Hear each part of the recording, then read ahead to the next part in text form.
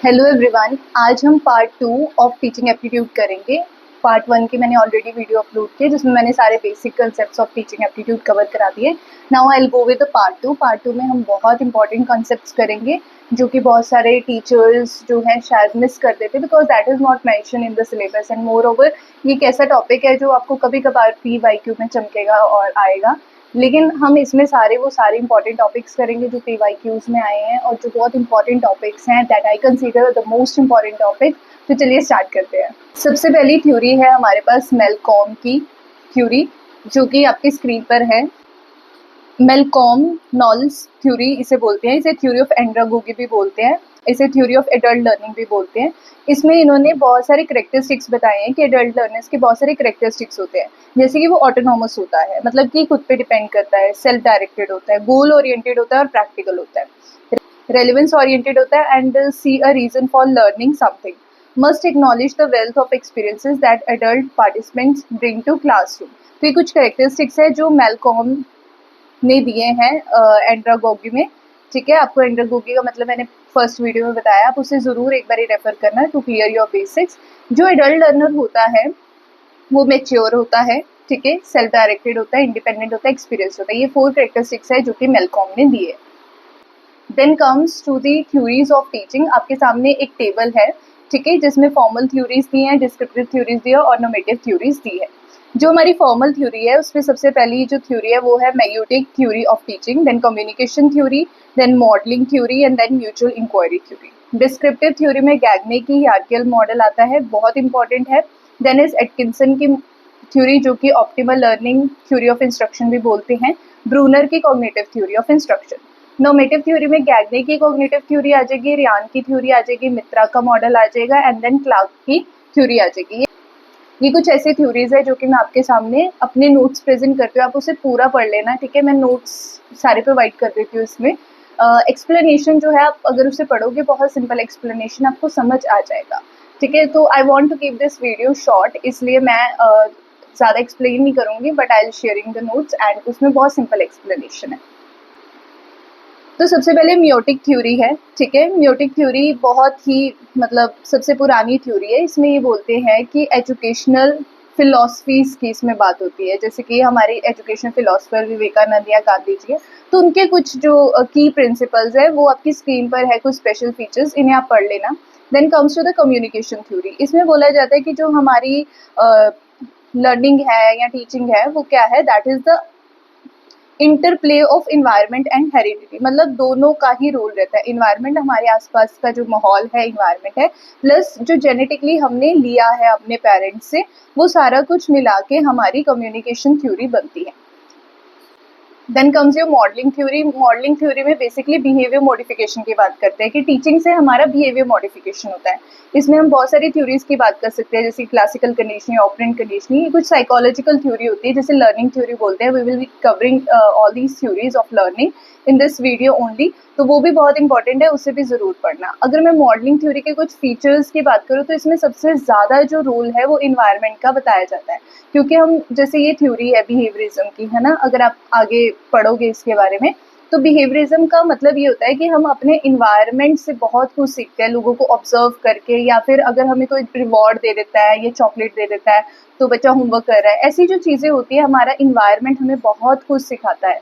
So in that case modelling जो है वो एक तरीके से आप ये कह दो कि इन्वायरमेंट जो हमारा है वो हमें शेप अप कर रहा है, तो environment plays the important role. इसमें स्टिमुलस रिस्पॉन्स का भी रोल रहेगा। Then comes your mutual inquiry theory. Mutual inquiry theory, इसमें जो टीचर का टास्क बताया गया है, teacher task is arranging learning situation such a way that help the children to discover the knowledge by himself, मतलब कि teacher जो है वो एक गाइड की तरीके से काम करेगा और बच्चे के लिए एक ऐसा इन्वायरमेंट क्रिएट करेगा, एक ऐसी लर्निंग सिचुएशंस क्रिएट करेगा कि बच्चा खुद ब खुद इन्वायरमेंट को देखेगा और वो सारी चीज़ों को समझेगा और करेगा। इसके कुछ स्पेशल फीचर्स में इसके कुछ मेथड्स है, जैसे inquiry training method, heuristic, discovery method, problem solving method. ये आपको 3 मेथड्स पता होने चाहिए। तो हम अब करेंगे डिस्क्रिप्टिव थ्योरीज। डिस्क्रिप्टिव थ्योरी में जो गैगने की हायरार्किकल थ्योरी ऑफ इंस्ट्रक्शन है वो मैंने पार्ट 1 में कवर की हुई है, पार्ट 1 की वीडियो भी देखना। और एटकिंसन ऑप्टिमल लर्निंग थ्योरी है इसमें, ठीक है, जो कि 1968 में दी गई है।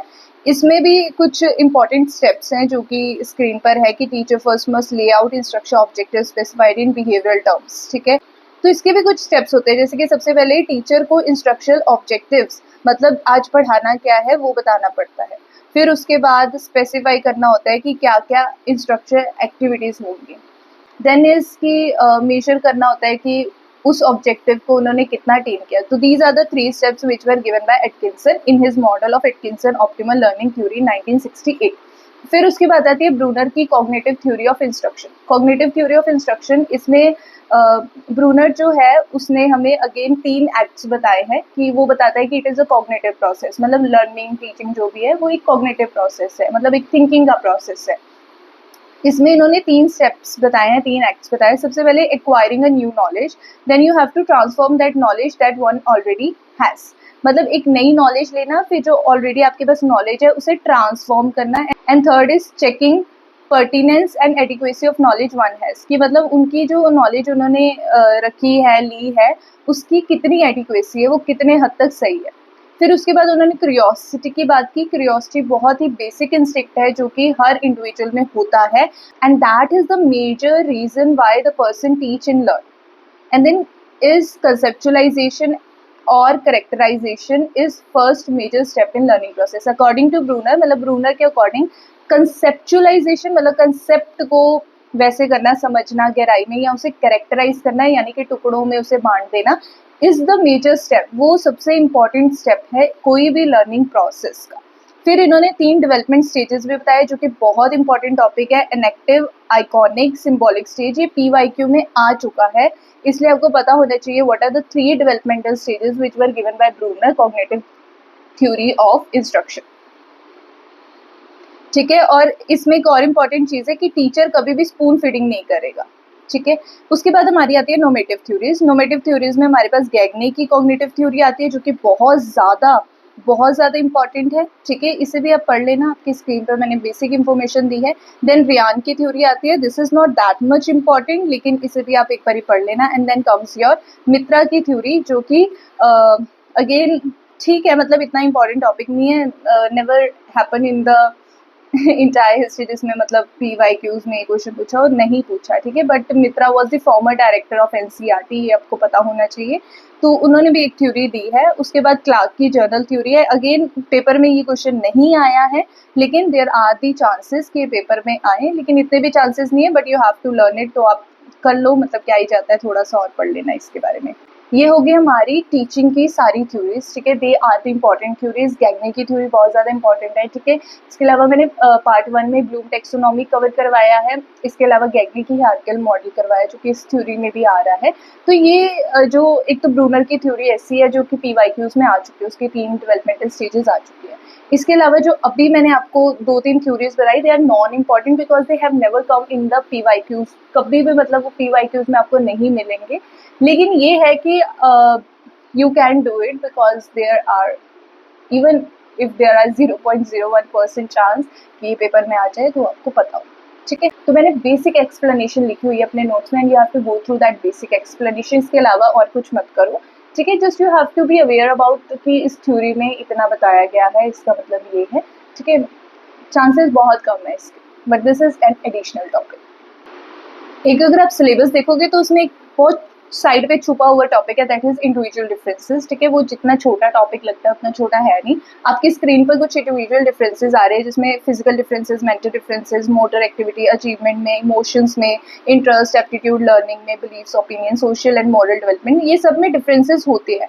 और ये जितना आपको छोटा टॉपिक लग रहा है इंडिविजुअल डिफरेंस, ये बहुत बड़ा टॉपिक है, क्योंकि कई बार ना साइकोलॉजिकल टेस्ट पूछ लेते हैं according to the individual differences. कभी कभार इंटेलिजेंस के टेस्ट आ जाते हैं। तो कुछ मैं आपको टॉपिक्स बता रही हूँ, आप उसे एक बार गूगल सर्च करना। एक तो इंटेलिजेंस के टेस्ट देखना जो जो कॉमन है। ठीक है, जनरल इंटेलिजेंस स्केल्स कौन से हैं, कुछ एप्टीट्यूड के स्केल्स, कुछ अचीवमेंट के स्केल्स। ठीक है, आपको जो भी स्केल्स मिलते हैं आप उसे थोड़ा सा नोट कर लें। ठीक है, पढ़ लें उनके बारे में, क्योंकि मैंने PYQs में देखा है कि कुछ जैसे वाइस, WAIS, ठीक है, इंटेलिजेंट टेस्ट है जिसका नाम है बैचलर एडल्ट इंटेलिजेंस स्केल। इसके अलावा बैचलर्स के 2 और स्केल है जो कि चिल्ड्रन और प्राइमरी बच्चों के लिए बनाया गया है। ठीक है, तो ये 3 स्केल है बैचलर के। ठीक है, अब ये जो स्केल है वैशलर्स के, आपको क्या करना है, इसे सर्च करना है और इसके जितने भी कंपोनेंट्स है उसे लिख लेना, ठीक है। I have not mention them in my notes. उसका ये रीज़न है क्योंकि मैं साइकोलॉजी की हूँ, तो मुझे ये स्किल्स बहुत अच्छे से आते थे and I have not written all the topics जो मुझे आते हैं, तो वो मैंने नहीं लिखे। तो आपको वैशलर्स का एडल्ट इंटेलिजेंस स्केल, उसने जो चिल्ड्रन पर बनाया है, उसने जो प्राइमरी छोटे बच्चों पे बनाया, आपको उसका एज ग्रुप पता होना चाहिए, आपको उसके कंपोनेंट्स पता होने चाहिए, पेपर में आते हैं, you have to note down, paper में आते हैं, क्योंकि इंडिविजुअल डिफरेंसेस का ही टॉपिक आ जाता है। इंटेलिजेंस में डिफरेंस आ गया तो इंटेलिजेंस स्केल्स आ गए, तो वैशलर का स्केल देखना। इसके अलावा आप एक बारी एल्बर्ट बिने और स्पीयरमैन का आईक्यू वाला कंसेप्ट जो है, मेंटल एज वाला कंसेप्ट, एक बारी थोड़ा सा उसके बारे में भी पढ़ लेना if you want to do anything additional in the teaching aptitude. इसके अलावा कुछ कमीशंस है which are related to teaching aptitude, आपकी स्क्रीन पर है। एक तो नई तालीम जो कि महात्मा गांधी ने दिया, this is the repetitive question. Then एक आपके पास सर्वपल्ली राधाकृष्णन कमीशन है जो कि 1948 से लेकर 1949 तक है, ठीक है। It was the after independence, it was the first commission on university education, ये भी आपको पता होना चाहिए। इसके अलावा कोठारी कमीशन है which is related to that 1964 से 1966। सेकेंडरी एजुकेशन कमीशन 1952 से लेकर 53। प्रोजेक्ट मेथड फ्रॉवेल ने दिया और एक्सपीरियंशियल लर्निंग जॉन डुवे ने दिया। ये कुछ इंपॉर्टेंट PYQ से मैंने उठा रखे हैं, तो आप इसे नोट डाउन कर लो, these are the repetitive topic. एक ना मुझे अभी याद आया कि PWD एक्ट भी है, ठीक है, उसमें 21 डिसेबिलिटीज दी हुई हैं। ये क्वेश्चन भी रिपीटेटिव है और आपको पता होना चाहिए कि कौन सी लाइन्स पे पता होना चाहिए कौन सी क्या है डिसेबिलिटीज PWD एक्ट, ठीक है, people with disabilities.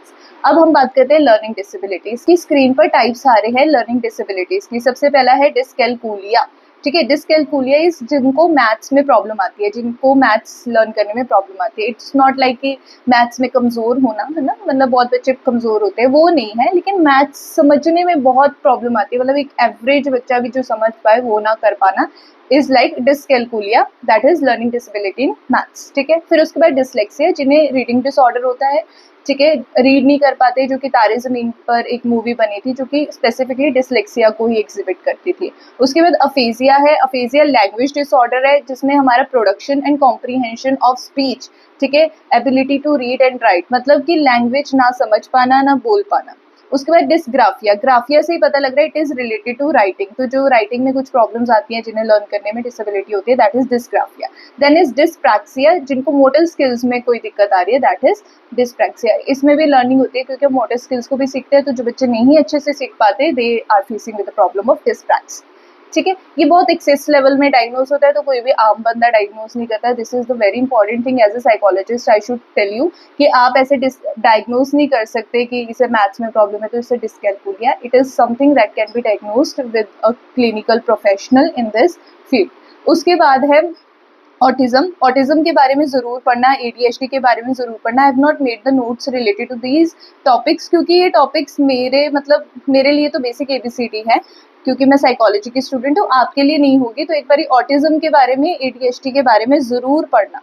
Then is dysthymia. Dysthymia stress related कोई प्रॉब्लम होती है। Then is dysmorphia, that is obsession of one appearance, इसे बॉडी डिस्मॉर्फिक डिसऑर्डर भी बोलते हैं, ठीक है। तो आपको पता होना चाहिए dysmorphia is related to obsession with one appearance. इसमें इंसान को लगता है कि शायद मेरी नाक छोटी है या मेरी आंखें बड़ी है, मतलब मेरे चेहरे में, फेशियल फीचर्स में या मेरी बॉडी में कुछ ना कुछ दिक्कत है, ठीक है, and the person is obsessed with that. और ये भी एक डायग्नोजेबल प्रॉब्लम है, इसे ऐसे ही नहीं कोई भी डायग्नोज कर सकता। Now comes the very important topic is learning theories. Learning theories मतलब टीचिंग एप्टीट्यूड में सोच भी नहीं सकता बंदा कि लर्निंग थ्योरीज भी आती है, एंड लर्निंग थ्योरीज आती है एंड इस वीडियो में मैं सारी learning theories A to Z कराऊंगी। अगर आपने यहाँ पे लर्निंग थ्योरीज कर ली, आई कैन गारंटी यू कहीं और जाने की ज़रूरत नहीं है। दीज आर दी थ्योरीज जो कि बस आपके लिए बस ये ही सब कुछ है। अब करते हैं लर्निंग थ्योरी। सबसे पहले आपके पास है पावलोव की क्लासिकल कंडीशनिंग थ्योरी। पावलोव का पूरा नाम है इवान पावलोव, ठीक है, थोड़ा सर्च करते रहना इसके बारे में। उनके जो फादर थे वो प्रीस्ट थे, ठीक है, he was the Russian scientist, और जो कि फिजियोलॉजी और मेडिसिन के रिलेटेड काम करते थे, ठीक है। उन्होंने एक पेडागोगिकल स्टूडेंट से ही मैरिज की थी। Then he is the Nobel prize winner in physiology और मेडिसिन, इन्हें मिला था 1904। अब आपको लग रहा होगा ये हिस्ट्री क्यों पढ़ने लग गए हम, तो याद रखना है ये क्वेश्चन आ सकता है कि पावलोव को नोबेल प्राइज कब मिला था, ठीक है, और क्यों मिला था, that was in recognition of his work on physiology of digestion. इनको क्लासिकल कंडीशनिंग के लिए जाना जाता है। क्लासिकल कंडीशनिंग में अगर आप एक्सपेरिमेंट पढ़ना चाहते हैं, एक बारी जाके सर्च करना, क्लासिकल कंडीशनिंग का एक डॉग और बेल करके कोई एक्सपेरिमेंट है, उसे ज़रूर पढ़ना। मैं इसमें नहीं समझाऊंगी क्योंकि वो पेपर में बहुत कम चांसेस है आने के, तो उसके बारे में मैं नहीं पढ़ाऊंगी because I wanted to keep myself specific for this video. मतलब मैं सिर्फ टीचिंग एप्टीट्यूड से ही बात करना चाहती हूँ। तो अगर आपको इंटरेस्ट है तो आप जाके इसका एक्सपेरिमेंट एक बारी पढ़ लेना। इसके और भी बहुत सारे नाम है, जैसे कि respondent conditioning, condition reflex, condition response, Pavlovian conditioning, ठीक है। इन्होंने 40 डॉग्स से ज़्यादा पर काम किया है और basically they use salivary secretion as quantitative measure. मतलब इन्होंने सेलिवेशन, जो कि हमारा एक रिफ्लेक्स एक्शन होता है, अगर जब आप एक्सपेरिमेंट पढ़ोगे आपको पता लग जाएगा। इसमें जो चीज़ें याद करने वाली है, एक्सपेरिमेंट पढ़ने के बाद ही आपको समझ आएगा, इसमें जो चीज़ें याद करने वाली है वो ये है। यूएस का मतलब है अनकंडीशनड स्टिमुलस, जो कि फूड है। देन इज कंडीशन स्टिमुलस, जो कि बेल है। Uncondition response, that is saliva. Condition response, that is saliva due to bell, ठीक है। ये आपको तभी समझ आएगा जब आप एक्सपेरिमेंट पढ़ेंगे। एक बार जाकर एक्सपेरिमेंट जरूर पढ़ना, ठीक है। अब before conditioning, at the time of conditioning and after conditioning, ये कुछ ऐसी फेजेस होती हैं। अगेन ये भी आपको थोड़ा सा एक्सपेरिमेंट समझ कर ही आएगा, तो you can go with the experiment और इन चीज़ों को एक बार पढ़ोगे तो समझ आ जाएगा। अब आते हैं कंडीशनिंग का प्रोसेस, ठीक है। एक्विजिशन होता है जब कि आप कोई चीज़ सीखते हो, कोई लर्निंग करते हो, एक स्टिमुलस को देके रिस्पॉन्स दे रहे हो, that is acquisition. Generalisation is जब हम 2-3 स्टिमुलस को सेम रिस्पॉन्स देते हैं। डिस्क्रिमिनेशन जब हम 2-3 स्टिमुलस को अलग अलग रिस्पॉन्स दे रहे हैं। एक्सटिंक्शन मतलब कोई चीज़ है जिसे हम काफ़ी टाइम से रिस्पॉन्स दे रहे हैं, अब वो स्टिमुलस चला गया तो हमारा रिस्पॉन्स भी चला जाएगा। स्पॉन्टेनियस रिकवरी का मतलब होता है कि जिस स्टिमुलस को हम बहुत टाइम से रिस्पॉन्स दे रहे थे, अब वो जो स्टिमुलस चला गया था, एक्सटिंक्शन हो गई थी, अब स्टिमुलस वापस आ गया और हम फिर से उसे रिस्पॉन्स देना शुरू कर रहे हैं। आपको शायद ये चीज़ें अभी समझना है, लेकिन आप एक बार वीडियो देखना ज़रूर। पेवलोव की क्लासिकल कंडीशनिंग बहुत सारे नेट पे अवेलेबल है, जस्ट गो थ्रू दैट।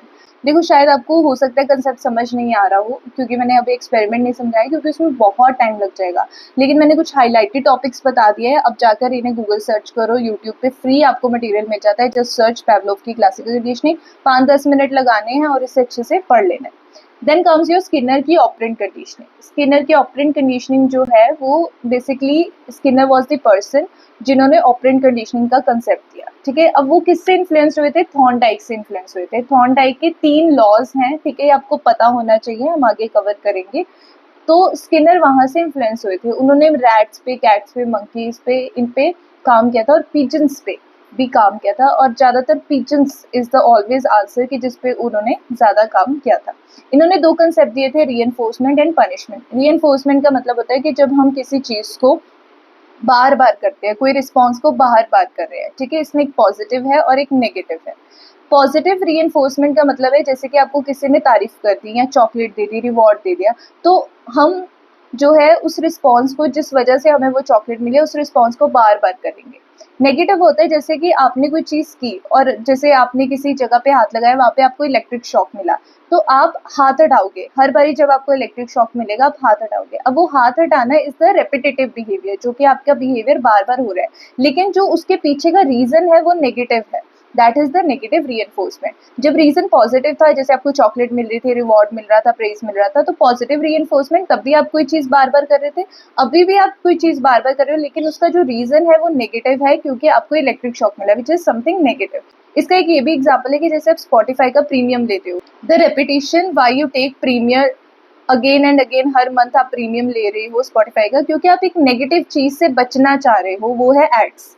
तो something negative, the reason is AIDS. तो AIDS is the negative thing, और उससे बचने के लिए you are repetitively taking the premium, मतलब कोई चीज बार बार कर रहे हो किसी नेगेटिव चीज से बचने के लिए। अब आ जाओ पनिशमेंट।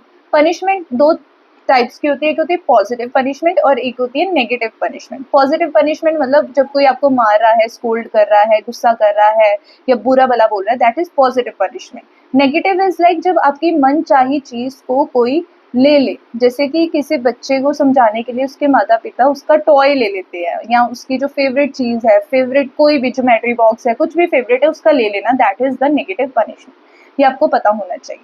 फिर उसके बाद आते हैं स्केड्यूल्स ऑफ रीएनफोर्समेंट। स्केड्यूल्स ऑफ रीएनफोर्समेंट में दो टाइप्स है, कॉन्टिन्यूस एंड पार्शियल। जब हम किसी बच्चे को, जैसे उसने कोई काम किया, जितनी बार भी वो काम करेगा हर बारी उसे रीएनफोर्समेंट दे रहे हो, हर बारी उसे चॉकलेट दे रहे हो, that is continuous. Partial is like जब आप कभी कभार दे रहे हो और कभी कभार नहीं भी दे रहे। तो पार्शियल रीएनफोर्समेंट के भी दो टाइप्स होते हैं, एक होता है इंटरवल और एक होता है रेशियो। इंटरवल भी आगे फिक्स्ड वेरिएबल और रेशियो फिक्स्ड वेरिएबल है। ये आप जरूर पढ़ना क्या है, I have not written the explanation here, तो आप एक बार इसे पढ़ना कि स्केड्यूल्स ऑफ रीएनफोर्समेंट क्या होता है। Next come the difference between classical conditioning and operant conditioning. Classical conditioning जो है वो इनवॉलंटरी होती है क्योंकि वो रिफ्लेक्स पर बेस्ड होती है, ठीक है। और जो ऑपरेंट कंडीशनिंग होती है वो वॉलंटरी होती है क्योंकि हम खुद करते हैं, अगर हमें रिवॉर्ड मिले तो हम सोच समझ के रिस्पॉन्स दे रहे हैं। लेकिन क्लासिकल कंडीशनिंग में क्या होता है कि जैसे कि डॉग सलीवा प्रोड्यूस कर रहा है खाने को देखकर, दैट इज इनवॉलंटरी, वो सोच समझ के थोड़ी कर रहा है, ठीक है। क्लासिकल कंडीशनिंग अगर इनवॉलंटरी है तो जो बंदा है, जो लर्नर है, वो पैसिव रहेगा, और ऑपरेंट कंडीशनिंग वो एक्टिव रहेगा क्योंकि वो अपना दिमाग लगा रहा है। नेचर ऑफ लर्निंग क्या है क्लासिकल कंडीशनिंग में कि जो हमारा न्यूट्रल स्टिमुलस होता है वो कंडीशन स्टिमुलस बन जाता है through association with unconditioned stimulus. ये आप देखना कैसे, ठीक है। Again you have to understand the concept, तो आपको समझ आ जाएगा। लेकिन जो ऑपरेंट कंडीशनिंग है वो है रिस्पॉन्सेज अल्टर्ड बाय कॉन्सिक्वेंसेज, क्योंकि आपको कॉन्सिक्वेंसेज पता है, पॉजिटिव होंगे या नेगेटिव होंगे, उस हिसाब से आपका रिस्पॉन्स आता है। उसके बाद बात करते हैं एडवर्ड ली थॉर्नडाइक की। इन्होंने ट्रायल एंड एरर थ्योरी दी है, अमेरिकन साइकोलॉजिस्ट थे। इन्होंने भी स्टिमुलस रिस्पॉन्स बॉन्ड बताया है, ठीक है। इनकी थ्योरी का नाम थ्योरी ऑफ कनेक्शनिज्म भी बोलते हैं क्योंकि इसमें स्टिमुलस और रिस्पॉन्स का कनेक्शन है। He is the father of educational psychology, very important question, and he worked on almost every animal except apes, ठीक है। और इन्होंने कैट्स पे, फिश पे ज्यादा काम किया। इनका जो मेन एक्सपेरिमेंट था वो कैट पे था, वो भी पढ़ना क्या होता है। इन्होंने कुछ लॉज दिए लर्निंग के, primary law and secondary law आपकी स्क्रीन पर है, इन्हें सारे रट लो। और इसके अलावा मैंने पेंसिल से एक्सप्लेनेशन भी दी हुई है, तो आप थोड़ा समझ लेना इससे भी। नेक्स्ट थ्योरी इज कटलुइन की फील्ड थ्योरी। ये हमने बहुत ज्यादा लोगों ने सुनी भी होगी, ठीक है। वॉज अमेरिकन साइकोलॉजिस्ट एंड इन्होंने ये थ्योरी दी थी 1917 में, ठीक है। अब बात करते हैं ये थ्योरी है क्या, ठीक है। He also give the concept of action research term, ठीक है। इन्होंने दिया, आपको पता होना चाहिए, लुइन ने ही ये टर्म दी है, एक्शन रिसर्च, ठीक है। अब लुइन ने आपको लीडरशिप के स्टाइल भी बताए हैं, अथॉरिटेरियन, डेमोक्रेटिक, लेजर-फेयर। आपको पता होना चाहिए लीडरशिप का मतलब क्या है। अब आपकी स्क्रीन पर एक डायग्राम आ रहा है, this is something which we call as a theory of Kurt Lewin की फील्ड थ्योरी, ठीक है। इसे एक बार पढ़ना कि ये थ्योरी क्या है, ठीक है। अगेन मैं वीडियो को लंबा नहीं करना चाहती, ठीक है, बहुत लंबी हो जाएगी, तो एक बार इसके बारे में भी पढ़ लेना, बिकॉज मेरी वीडियो बनाने का मकसद यही है कि आप एक हाईलाइटेड आपको पता लग जाए कौन से टॉपिक्स आते हैं। You have to do hard work, उसका मीनिंग समझो, कहीं से भी खोदो उसका मीनिंग, लेकिन जाओ करो इस पर काम, ठीक है। इसके अलावा इन्होंने दिया था that B behaviour is the product या function of person and environment, मतलब कि जो भी हमारा बिहेवियर होता है वो या तो पर्सन, मतलब हमारी हेरिडिटी पे डिपेंड करता है, या हमारे इन्वायरमेंट पे डिपेंड करता है। नोट्स में मैंने वेक्टर की, वैलेंस की, ठीक है, डेफिनेशन दी रखी है। वैलेंस भी दो टाइप्स का होता है, attracted to the goal that is positive, when you repelled from the goal that is negative, है ना। तो ये कुछ चीज़ें हैं, एक बार इसे जाके पढ़ना, ठीक है। बेसिक चीज़ें मैंने आपके सामने रख दी हैं। इसके बाद लुइन ने लर्निंग को भी क्लासिफाई किया डिफरेंट कैटेगरीज में। Learning is change in cognitive structure, learning is change in motivation, valence is values, learning is acquisition of skills, and learning is a change in group belong, ठीक है। ये कुछ चीज़ें हैं, एजुकेशनल इम्प्लीकेशंस भी आपके सामने है, वो भी पढ़ लेना। उसके बाद ये कुछ और चीज़ें हैं, एक बार ये भी पढ़ लेना क्या है, ठीक है। ये कुछ मेमोरी के रिलेटेड भी लिखा हुआ है, ये भी एक बार पढ़ लेना। अब आती है कॉलर्स की theory of learning by insight.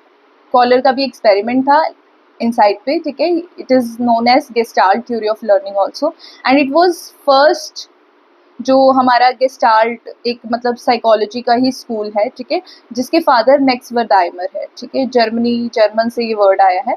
तो इस वर्ड गेस्टाल्ट जर्मन से वर्ड आया, तो इसका मतलब होता है होल, ठीक है। इसमें भी बहुत सारे इंपॉर्टेंट कंसेप्ट्स आ जाते हैं, तो आप इसके बारे में भी पढ़ना है। इनसाइट की थ्योरी जो कॉलर की है उसे भी कवर करना, ठीक है। इसके अलावा जो आपके सामने स्क्रीन पर है, theory of trial and error, है ना, उन्होंने डिसमिस किया, गेस्टाल्ट साइकोलॉजिस्ट वो नहीं मानते इस चीज़ को। और जो चिंपैंजी पे एक्सपेरिमेंट किया था कॉलर ने, इसके बारे में भी पढ़ना, और एक बुक भी लिखी थी उन्होंने, मेंटालिटी ऑफ एप्स, ये भी पढ़ना। आइसोमॉर्फिज्म क्या होता है मैंने पेंसिल से लिख रखा है, वो भी एक बारी देख लेना, ठीक है। इसके बाद आपका इंसाइट आता है। इंसाइट का मतलब होता है कि sudden appearance of the solution, मतलब अचानक से ही हमारे सामने किसी प्रॉब्लम का सॉल्यूशन अपने आप ही आ जाता है, ठीक है, तो वो इंसाइट होता है। कुछ इंसाइट्स के एट्रीब्यूट्स आपके सामने आ रहे हैं, जिसके आम मूवमेंट होता है कि वाओ मुझे मेरा सॉल्यूशन मिल गया, ठीक है, इससे आपकी परसेप्शन में चेंज आता है। आउट ऑफ द सडन होता है, यूरेका, आई फाउंड इट, ऐसे कुछ वर्ड्स इस्तेमाल किए जाते हैं। इसके बाद एजुकेशनल इम्प्लीकेशंस एक बार आप देख लेना, आपकी स्क्रीन पर है, इसे भी पढ़ लेना। इसके बाद कॉब की एक्सपीरियंशियल लर्निंग थ्योरी है, ठीक है। कॉब का पूरा नाम है डेविड एलन कॉब, ठीक है। तो इसमें उन्होंने एक्सपीरियंस की बात की है, जो आपके सामने 4 स्टेजेस आ रहे हैं, 4 स्टाइल्स आ रहे हैं, ठीक है। ये बहुत इंपॉर्टेंट है, इनके बारे में भी पढ़ना कि ये क्या होते हैं, ठीक है। एक टेबल आपके सामने जिसमें 4 टाइप्स बताए गए, ठीक है। Creative experience, reflective observation, abstract conceptualisation and active experimentation. अब ये जो 4 स्टेजेस हैं ना आपके सामने, इनके डिफ्रेंशिएशन कर रखे हैं मैंने, ठीक है, ये आपको पता होना चाहिए। जब हम पीछे ग्राफ पे जाएंगे तो कॉब के लर्निंग स्टाइल है, जिसमें डाइवर्जिंग, असिमिलेटिंग, कन्वर्जिंग और अकोमोडेटिंग है, ठीक है। इसके अलावा मैंने जैसे डाइवर्जिंग में लिखा हुआ है कि आप फील भी कर रहे हैं और देख भी रहे हैं, एसिमिलेटिंग में आप देख रहे हैं और सोच रहे हैं, कन्वर्जिंग में आप सोच भी रहे हैं और कर भी रहे हैं, अकोमोडेटिंग में आप फील कर रहे हैं and then you are doing also. तो ये कुछ स्टाइल्स है, इसमें क्या क्या कर रहे हैं ये आपको पता होना चाहिए, ठीक है। किस पर बेस्ड है? जीन पियाजे की थ्योरी पर बेस्ड है, इंटरडिपेंडेंट है, और ये कुछ चीज़ें हैं, आप देख लेना, ठीक है। अब आपके सामने स्क्रीन पर बहुत ज़्यादा इंपॉर्टेंट चीज़ आ रही है, कॉब के लर्निंग स्टाइल में डिफरेंसेस, डाइवर्जिंग, असिमिलेटिंग, कन्वर्जिंग, अकोमोडेटिंग, ये सारे मेरे नोट्स हैं, ठीक है। मैंने जब प्रिपरेशन की थी तो मैं लिख देती थी जो भी डिफरेंसेस मुझे मिलते थे, ये आपके लिए बहुत ज़्यादा बेनिफिट रहेंगे, आप इसे एक बारी पढ़ना कि इसमें क्या डिफरेंसेस है। बहुत सिंपल लिखा हुआ है, बहुत सिंपल लैंग्वेज में लिखा है, जस्ट गो थ्रू देम, बहुत ईजी रहेगा आपके लिए समझने में।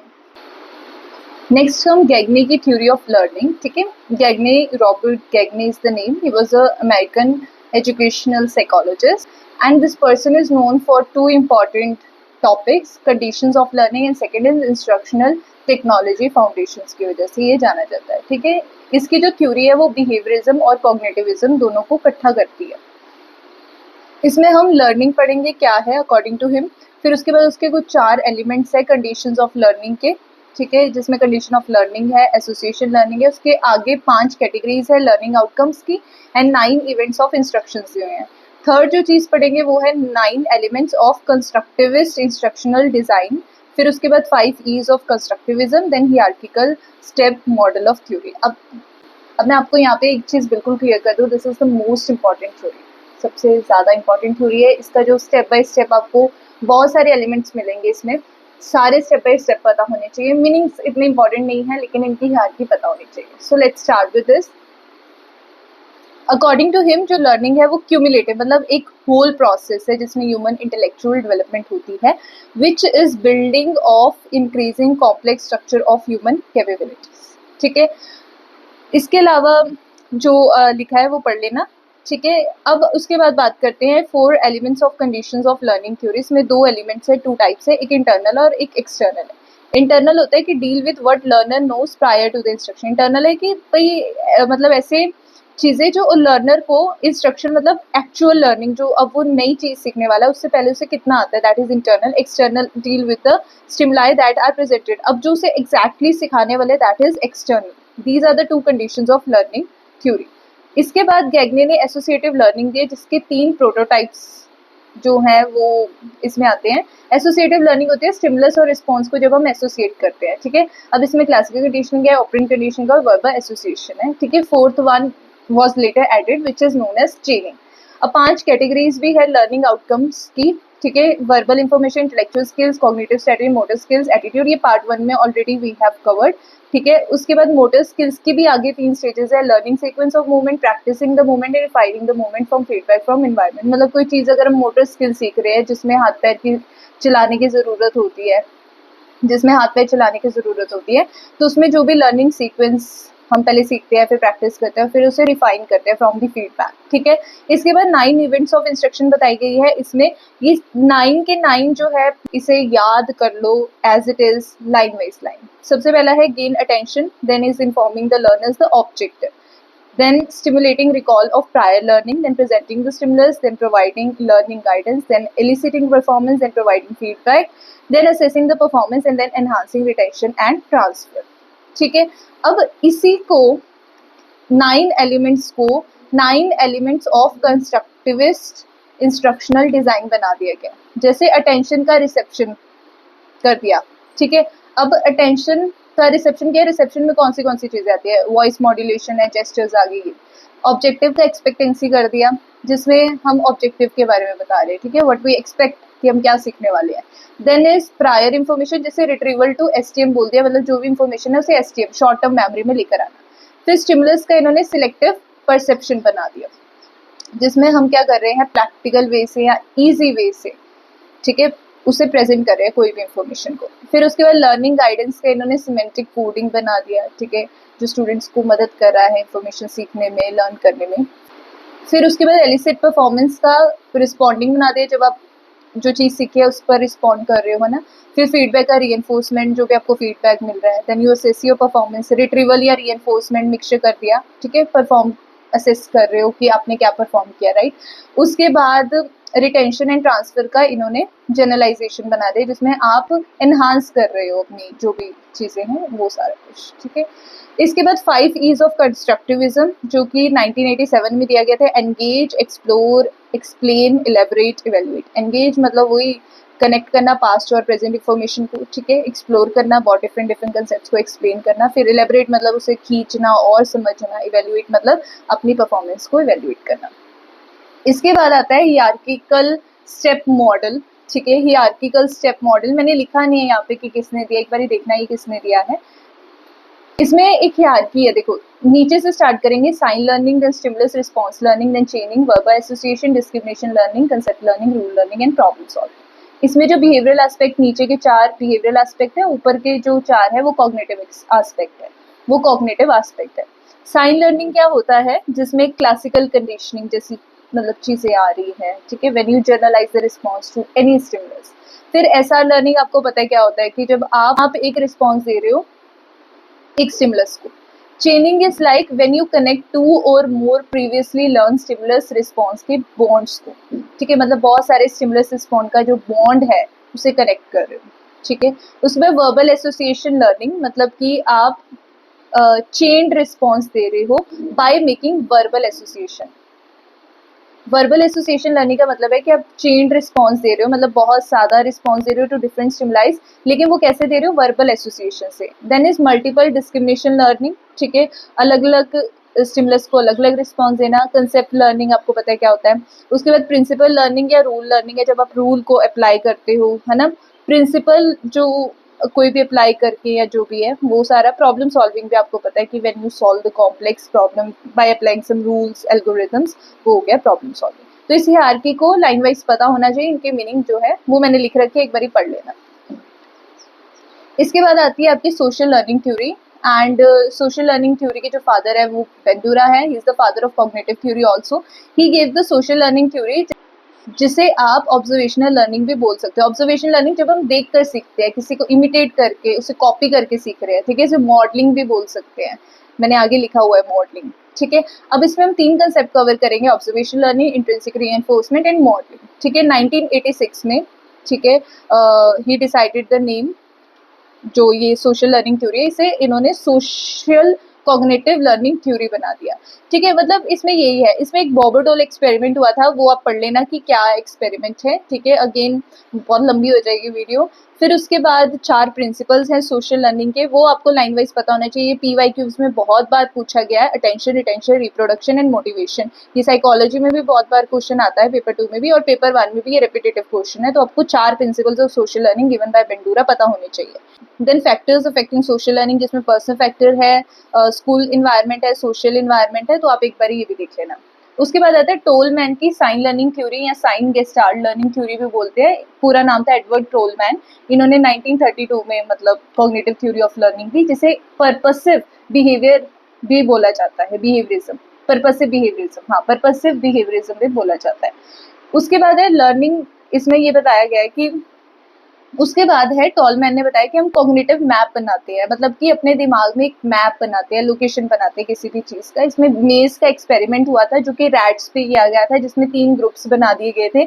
एक बार वो भी पढ़ लेना वो क्या है। बाकी जो बेसिक बेसिक इन्फॉर्मेशन आपके सामने है ये थोड़ा बहुत पढ़ लेना। इसके बाद मेन फीचर्स अगर मैं इस थ्योरी की बताऊँ तो ये मॉलर थ्योरी है। मॉलर थ्योरी है क्योंकि गेस्टाल्ट के प्रिंसिपल्स को फॉलो करती है। गेस्टाल्ट के प्रिंसिपल्स है कि हम चीज़ों को एज अ होल परसीव करते हैं, मतलब चीज़ों को टुकड़ों में परसीव करने की जगह एज अ होल पूरा कंप्लीट परसीव करते हैं। तो ये मॉलर थ्योरी है। मॉलर थ्योरी अगेन वही गेस्टाल्ट के प्रिंसिपल्स पे। Then is goal directed behaviour, मतलब जो भी कुछ हम कर रहे हैं उसके पीछे एक गोल है। Then is changing behaviour, when you change your behaviour means your behaviour is flexible, it is not fixed और स्टेबल। उसके बाद 3 पार्ट्स ऑफ लर्निंग भी है जिसमें means and relation first, second is significant और goal of behaviour, third is sign original for action. देखो इसकी deep में जाने की जरूरत नहीं है, बस आपको पता होना चाहिए कि टोलमैन ने आपको ये 3 जो है पार्ट्स ऑफ लर्निंग दिए। ठीक है, इनकी थ्योरी के 3 वेरिएबल्स, इंडिपेंडेंट वेरिएबल जिसे हम मैनिपुलेट कर रहे हैं, डिपेंडेंट वेरिएबल जिसपे हम किसी कॉज का इफेक्ट देखते हैं, वो कॉज होता है इंडिपेंडेंट वेरिएबल। इंटरवेनिंग होते हैं, इन दोनों के बीच में कुछ ना कुछ होता है इंटरवेनिंग, ठीक है, जो मीडिएटर होता है इनमें। आपकी स्क्रीन पर आ रही है कि 3 वेरिएबल्स अकॉर्डिंग टू टोलमैन, उनके अकॉर्डिंग आईवी क्या था उनकी स्टडी में, इंटरवेनिंग वेरिएबल क्या था, डीवी क्या था, ये आपको पता होना चाहिए। थोड़े इसके रिलेटेड ओल्ड कंसेप्ट्स भी है which are related to this theory. Latent learning, मतलब कोई चीज़ जो है हिडन है, ठीक है, कोई चीज़ हमने सीख रखी है लेकिन वो तब तक ग्राउंड लेवल पर नहीं आएगी जब तक कोई रिवॉर्ड हमें उसका ना दिया जाए।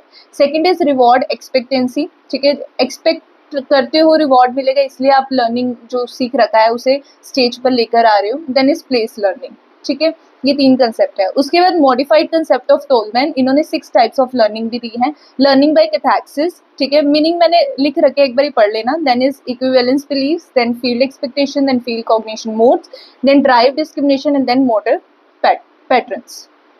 तो ये 6 टाइप्स दे रखे हैं उन्होंने लर्निंग के, तो इसे एक बारी जरूर पढ़ लेना। These are the very important types, ठीक है। इसके बाद आ जाओ नेक्स्ट थ्योरी पर, David Ausubel meaningful verbal learning. It is again very important theory. इसका दूसरा नाम है सबसम्पशन थ्योरी या फिर मॉडर्न कॉग्निटिव थ्योरी। बहुत ज्यादा इंपॉर्टेंट थ्योरी है, इसे भी पढ़ लेना। ये 1963 में दी गई थी। ये जीन पियाजे के वर्क से इन्फ्लुएंस होकर बनी थी, ठीक है। इस थ्योरी में मीनिंगफुल रिसेप्शन ऑफ इंफॉर्मेशन बताया गया है, ठीक है, वो क्या होता है, लर्निंग कॉग्निटिव स्ट्रक्चर क्या है, यूज ऑफ एडवांस ऑर्गेनाइजर, मतलब बहुत सारी चीज़ों का हम इस्तेमाल करके लर्निंग करते हैं। अब वो जो एडवांस ऑर्गेनाइजर है वो थर्ड पार्ट है इसका।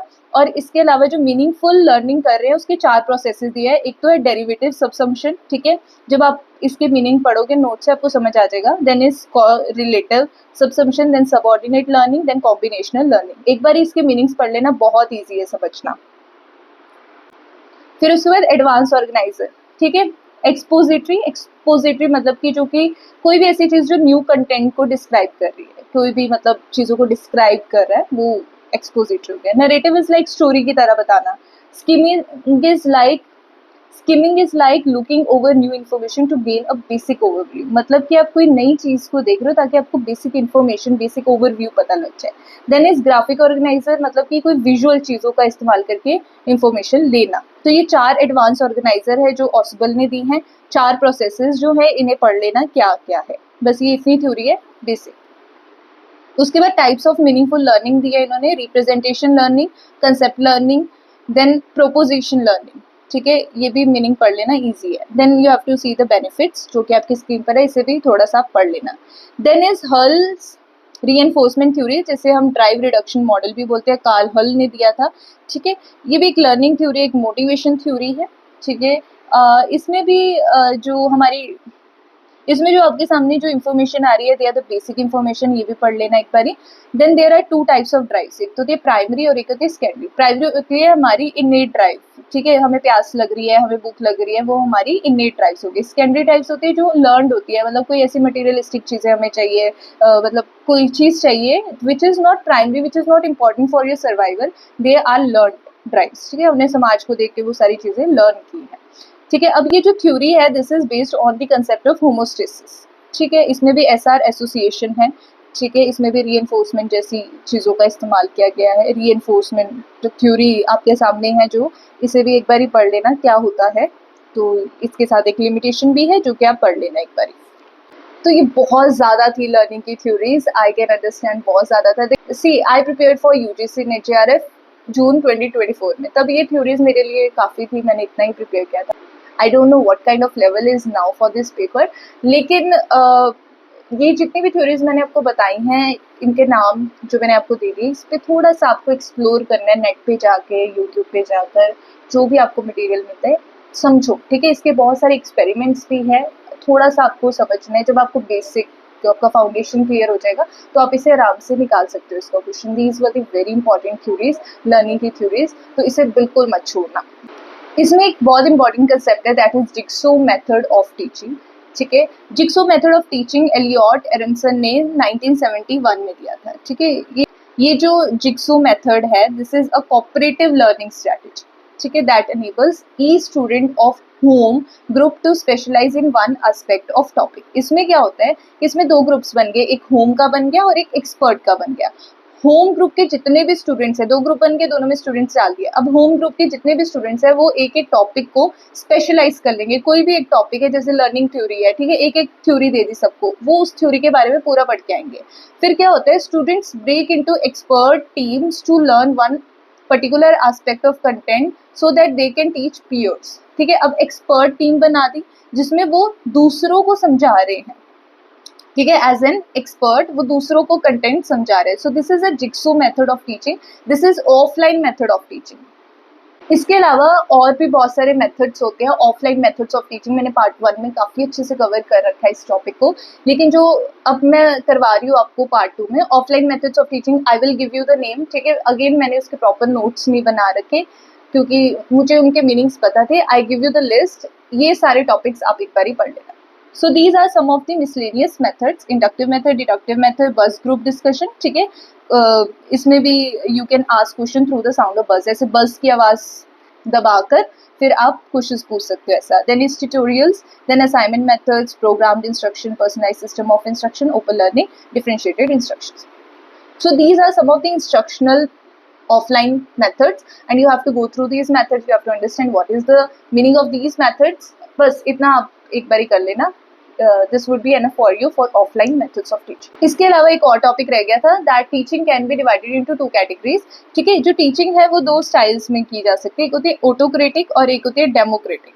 ऑटोक्रेटिक में क्या होता है, जैसे कि लेक्चर मेथड, जैसे ट्रेडिशनल मेथड, टीचर बोल रहा है, बच्चे सुन रहे हैं, लेक्चर मेथड, ठीक है। लेसन डेमोन्स्ट्रेशन होता है, इसमें ट्यूटोरियल्स और प्रोग्राम्ड इंस्ट्रक्शंस दी जाती है। लेकिन जो हमारा डेमोक्रेटिक स्टाइल है, उसमें क्या होगा, असाइनमेंट्स दी जाएंगी, ब्रेनस्टॉर्मिंग, ग्रुप डिस्कशंस, ये सारी चीज़ें। आपकी स्क्रीन पर जो भी सारे पार्ट्स लिखे हुए हैं डेमोक्रेटिक स्टाइल के, ऑटोक्रेटिक स्टाइल्स के, सिर्फ अच्छे से याद कर लो, अच्छे से, बिल्कुल। अब एक और इम्पॉर्टेंट टॉपिक है जो मैं पार्ट 1 में नहीं बताया, वो है एडुसेट का, ठीक है। It was launched by ISRO, ठीक है। इसरो की फुल फॉर्म पता होनी चाहिए आपको, फॉर डिस्टेंस लर्निंग, 2004 में आया, ठीक है। It was the first step towards tele education. इसमें कितने स्कूल्स हैं, कितने कॉलेजेस हैं, ठीक है, आपकी स्क्रीन पर है, 15 मिलियन स्टूडेंट्स हैं, ठीक है। इसे GSET-3 भी बोला जाता है, आपको पता हो। GSET की फुल फॉर्म भी मैंने लिखी हुई है। इसका जो मिशन लाइफ है वो 7 ईयर्स का मिनिमम है, और लॉन्च व्हीकल क्या है उसका नाम लिखा हुआ है। तो ये बेसिक नॉलेज आपकी स्क्रीन पर है, ये सारा आपको पता होना चाहिए एडुसेट के बारे में। This is ICT based method for learning. तो ये कुछ बेसिक चीज़ है। अब हम बात करेंगे what is the difference between evaluation and assessment. Evaluation की बात करूँ तो it is the process of collecting, reviewing and using data for purpose. और इवैल्यूएशन की बात, तो आपकी स्क्रीन पर जो डिफरेंस आ रहा है असेसमेंट और इवैल्यूएशन का, जस्ट टेक अ स्क्रीनशॉट, आपको पता होना चाहिए। मैं आपको थोड़ा सा ये बता देती हूँ कि इवैल्यूएशन बहुत ही बेसिक लेवल पर किया जाता है, ताकि बच्चों को थोड़ा सा जज किया जा सके कि वो कितना पढ़ रहे हैं, कितना उन्होंने सीख लिया। असेसमेंट बहुत ही ज़्यादा क्रिटिकल टर्म है, जिसमें बच्चों की कोई प्रॉब्लम्स आ रही हैं लर्न करने में, सीखने में, उसे थोड़ा डायग्नोस्टिक ढंग से किया जाता है, दैट इज़ असेसमेंट। जैसे साइकोमेट्रिक असेसमेंट की जाती है, बहुत सारे इंटेलिजेंस के टेस्ट लगाए जाते हैं। अभी मैंने आपको लर्निंग डिसेबिलिटी लगाई, उसे चेक करने के लिए बहुत सारे टेस्ट लगाए जाते हैं, वो होते हैं हमारे असेसमेंट। इवैल्यूएशन बहुत ही ज़्यादा बेसिक चीज़ है बच्चों के बारे में जानना, कि अच्छा ठीक है बच्चों ने कितना सीख लिया, ये वो। This is the basic difference, you have to know that.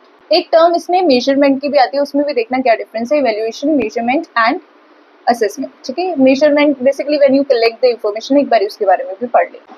अब आते हैं करेक्टरिस्टिक्स ऑफ इवैल्यूएशन के बारे में, जिसमें आपके पास है ओवरऑल असेसमेंट करने के लिए, असेसमेंट ऑफ लर्निंग डिफिकल्टीज करने के लिए भी किया जाता है, लर्निंग डिफिकल्टीज। लेकिन जब लर्निंग डिसऑर्डर्स जैसी चीजें आ जाती हैं तो वो थोड़ा असेसमेंट वाली साइड ज़्यादा जाएगा। This is a continuous process and comprehensive process, CC वाला सिस्टम भी चला था, ठीक है।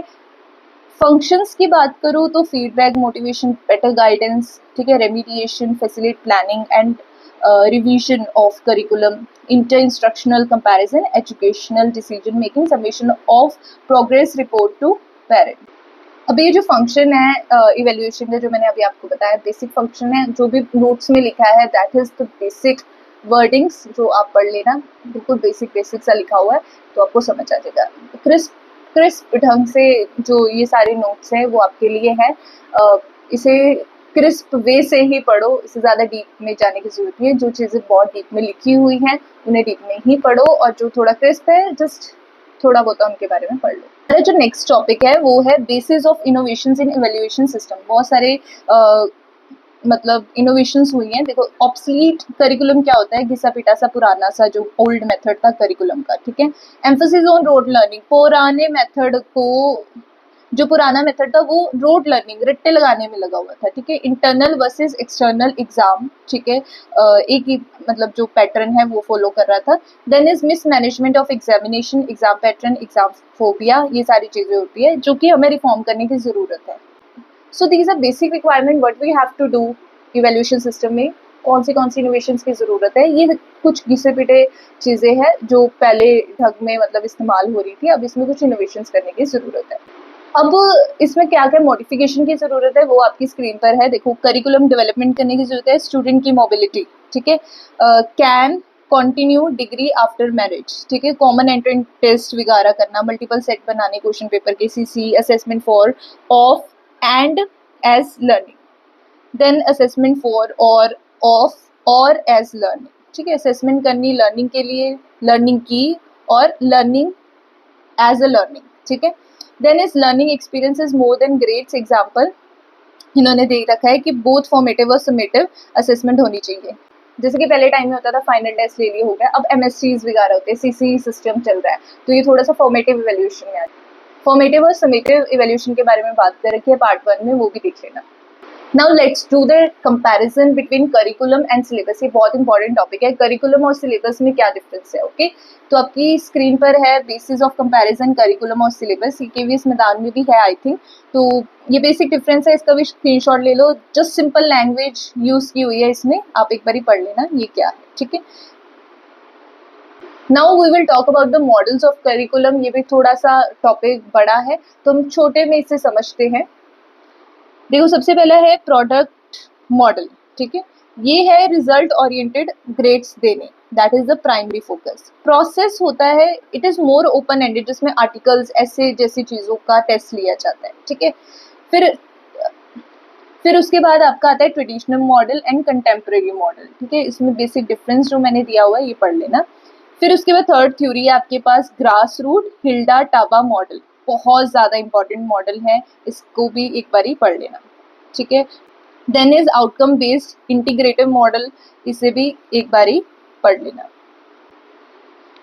ठीक है। इसमें हमारे पास जो दो लर्निंग आउटकम्स है, deep and thorough understanding of organised bodies of knowledge, and second is use of critical thinking skills, ठीक है। इसमें भी 4 फेजेस हैं, फेज 1, फेज 2, फेज 3, फेज 4, ठीक है। फेज 1 है open ended phase, second is casual phase, third is hypothetical phase, and fourth is closer and application phase. ये phases पता होने चाहिए। फिर उसके बाद फिफ्थ मॉडल है इंटरवेंशन मॉडल, ये भी देख लेना, बहुत ईजी लैंग्वेज में लिखा हुआ है, ये भी पढ़ लेना। Six model is CIPP model, ठीक है।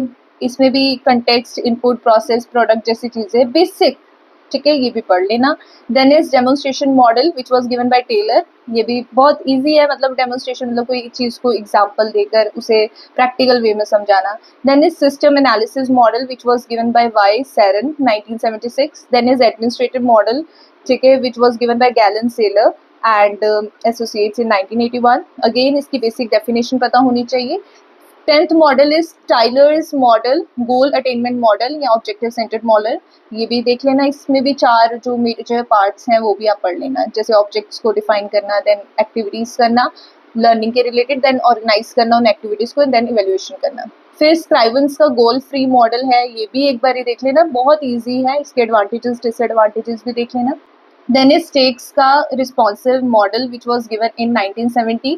देन इज किर्कपैट्रिक्स का मॉडल 1950 का, जिसमें 4 लेवल्स हैं, level 1 evaluation reaction, level 2 evaluation learning, level 3 evaluation transfer and level 4 is evaluation result. उसके बाद 14th आपका मॉडल है एकेडमिक डिसिप्लिन बेस्ड मॉडल, ये भी पढ़ लेना। 15th model is competency based model, Elsa Mylona ने दिया है, ठीक है, इसके भी कुछ एस्पेक्ट्स है कंसेप्ट्स के, वो भी देख लेना। Then is social function model, again ये भी पढ़ लेना। Then is activities model which is 17th model. 18th model is social reconstruction model, ठीक है। Then is individual needs and interest model. So these were the important things that I missed in the part 1, and part 1 जो था वो बिल्कुल basic concepts of teaching के related था। part 2 is extensive, इसमें additional topics हैं और इसमें क्वेश्चंस आते हैं। इसमें जो भी सारे टॉपिक्स मैंने कराए they cover all the PYQs के क्वेश्चंस वगैरह, उसके रिलेटेड टॉपिक्स हैं। Learning theories are very important, curriculum की जितनी भी अभी मैंने आपको थ्योरीज कराई है, just go through the basics of that. आपको पता होना चाहिए कि इस थ्योरी में क्या लिखा हुआ है, किसने दी है, कब दी है, बस इसके बारे में ये सब। सो अगर 1% भी चांसेस हो, why we should leave that topic, ठीक है, तो आप एक बार इसके बारे में भी पढ़ लेना, very important thing. And last important thing that I want to say is कि इसके अलावा कुछ जो मैंने साइकोमेट्रिक टेस्ट बताए आपको, आप एक बार उससे भी सर्च कर लेना, इन द बिगिनिंग में मैंने बताया था, तो वो सारे आप एक बार ही देख लेना। इसके अलावा मैं लास्ट में ये बोलना चाहती हूँ, with these 2 videos you can get the important concepts of teaching aptitude. लेकिन ये सोचना कि मेरे नोट्स जो मैंने आपको दे दिए है वो बस इनफ है, हो गया आपका काम, तो ऐसा कुछ नहीं है। Just make your own notes. मेरा जो वीडियो बनाने का मकसद यही है कि आपको पता लग जाए what are the important topics, कौन से टॉपिक्स इंपॉर्टेंट हैं, what are the required material in teaching aptitude, ठीक है। टॉपिक्स बताना is the main motive of my video. ये नहीं है कि आप वो सारी चीज़ों को कर लो और फिर कहो कि भाई टीचिंग एप्टीट्यूड तुम्हारा हो गया, तो ऐसा कुछ नहीं है। Just make your own notes which is very important thing, ठीक है। किसी का कॉपी करके कुछ नहीं होगा, अपने नोट्स बनाओ, जितने भी टॉपिक्स बताए हैं उनकी डीप रिसर्च करो, उनके बारे में जानो, तब जाके आपका टीचिंग एप्टीट्यूड पक्का होगा। एंड PYQs मत छोड़ना। एंड आपकी स्क्रीन पे कुछ इंपॉर्टेंट पॉइंट्स मैंने लिखे हुए हैं जो मैंने बाद में नोट किए थे। तो इसमें क्वालिटी ऑफ क्वेश्चन जो है वो रिफ्लेक्ट करता है quality of teaching. Then is concern of all teaching is to bring transformation in student, affecting teaching, making student learn and understand, dynamic approach, student should learn through activities, ठीक है। ये points लिखे हुए हैं because they are blood, तो मैं बोल देती हूँ। Then is socio economic background of student and teacher does not impact teaching process. तो ये कुछ इंपॉर्टेंट पॉइंट्स है जो मैंने PYQ से उठा रखे हैं। अगेन मैं बोल रही हूँ कि मेरे notes they are just the reflection of what you have to do for the preparation of teaching aptitude in UGC NET JRF। लेकिन again prepare your own notes, go into the deep research for this topic and make PYQs. Thank you. We will meet in the next video with more notes and more videos. So stay connected.